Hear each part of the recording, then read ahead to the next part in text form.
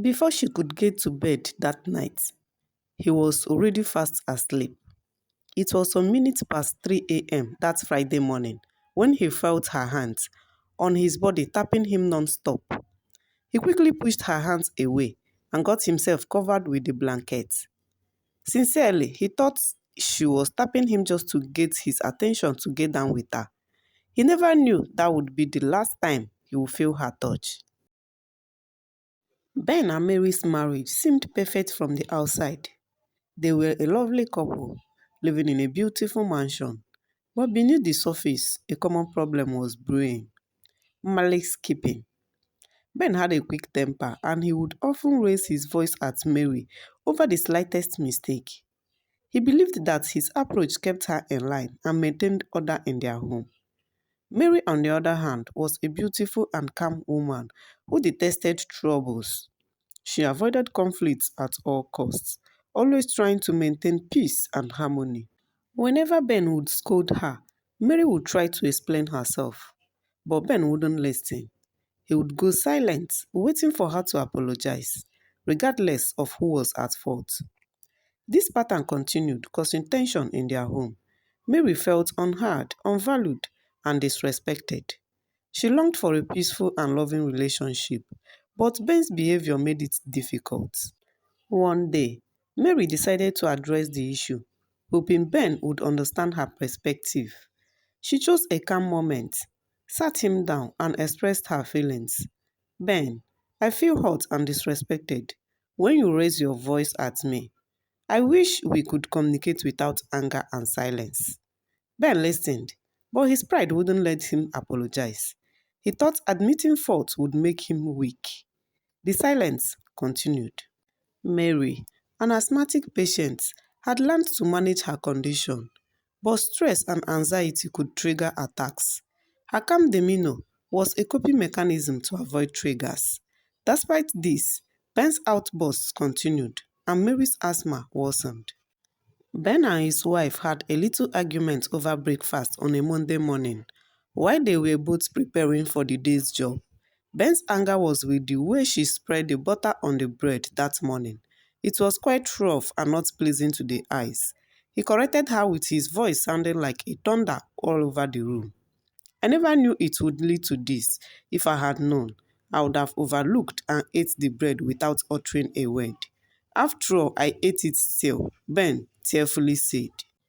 Hearing the way I rose my voice at her really made her mad, and she left the dining without having breakfast that morning, and off she went to work without me that day, not even saying goodbye to each other. I was mad. She was mad too, and our mistake was that none of us was willing to come to like terms. We returned from work that evening without talking to each other. We had dinner separately and went to bed without exchanging pleasantries. Tuesday came and passed on. So was Wednesday and Thursday morning. Thursday evening at dinner, she said hi, but Ben was too proud to respond. So he mumbled on his meal and left the table hurriedly. But all along, she was simply smiling at her baby husband. Ben's wife was truly a great beauty to behold. Her smiles met every tough heart, so in a bid to avoid falling his own hands, Ben hurriedly left the table. If at all we will end this war, she will be the one to say sorry, not me. This, he murmured, as he left the dining to the bedroom. But she kept on smiling. She got into the room and straight she went into the bathroom. While bathing, she kept singing. If they were in good terms, he would have sang along since that was his favorite song. But his pride robbed him the opportunity to end the drama he had with her. Before she could get to bed that night, he was already fast asleep. It was some minutes past 3 a.m. that Friday morning when he felt her hands on his body tapping him non-stop. He quickly pushed her hands away and got himself covered with a blanket. Sincerely, he thought she was tapping him just to get his attention, to get down with her, but he never knew that would be the last time he would feel her touch. He fell asleep in the process and woke up 15 minutes past 7 a.m. and he quickly dived into the bathroom because they were almost late for work. He came out and got dressed, had breakfast, and his wife was fast asleep still. His pride never gave him the opportunity to talk to her, so he left her in bed and off he went to work. Ben returned home in the evening, meeting virtually everything at the same spot he left them that morning. The doors were wide open, the table was left unkept. A cold chill ran through his vein. He died for the stairs, having his wife in heart. On getting to the room, the door was wide open. His wife was still in bed and at the same position he left her before leaving the house that morning. His phone fell from his hand as he muttered indistinctly, rushing towards her. "Baby," he stuttered as his hands went all over her. Her body was cold. Unknowingly, he peeled on his trousers instantly. He placed his head on her chest and realized she wasn't breathing. He shouted the name of Jesus at the top of his voice as he brought her closer to himself, having her in his arms. Ben ran out of the house, tears in his face, feeling lost and helpless, and his guilt consumed him. He didn't know what to do, feeling like his world has come to an end. As he stood in the front yard crying, neighbors began to emerge from their homes, concerned by the commotion. They saw Ben's distress and quickly came together. "What is happening?" "Ben, what's wrong?" one neighbor asked, rushing towards him. "It's Mary, her asthma. I don't know what to do," Ben cried, feeling like he had failed her. The neighbors quickly sprang into action. "We need to take her to the hospital now," one of them exclaimed. "My baby was gone already. There was no life in her. Her body was terribly cold. I wish I could turn back the hands of time." It was still like a movie to him, not until her body was being laid to rest. At that moment, he realized his wife died on his bed.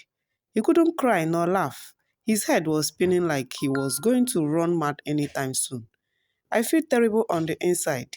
If only I could turn back the hands of time." My wife was asthmatic. When she was tapping me that morning, she was having a crisis, which only her inhaler could solve.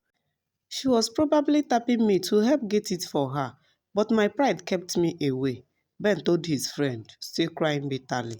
"I lost the woman I truly loved to the cold hands of death carelessly. Ah, if there was no quarrel that morning, my beautiful wife would still be among the living today. It's been 3 cold weeks she left. My world is shattered. I am void of love. If only I could turn back the hands of time, I would have right my wrong." The moral of this story is that Ben and Mary's marriage was a classic tale of how misunderstandings and malice keeping can lead to a tragic end. Their love story began with passion and promise, but gradually deteriorated into a toxic cycle of resentment and hurt. Ben's quick temper and refusal to apologize created a power of imbalance, making Mary feel unheard and unvalued. Her calm nature, initially a strength, became a coping mechanism to avoid triggers and maintain peace. However, this also masked her true feelings, leading to suppressed emotions and unaddressed issues. In marriage, communication is key. Unaddressed issues and suppressed emotions can lead to resentment and hurt. Pride and ego can destroy relationships. Ben's refusal to apologize and listen created a toxic dynamic. Love requires effort and understanding. Tragedy can strike when we least expect it. The consequences of their actions led to a critical moment that could have been avoided. Their story serves as a cautionary tale, reminding us that marriage requires work, empathy, and understanding. Let Ben and Mary's tragic end be a lesson to prioritize communication, humility, and love in our own relationships.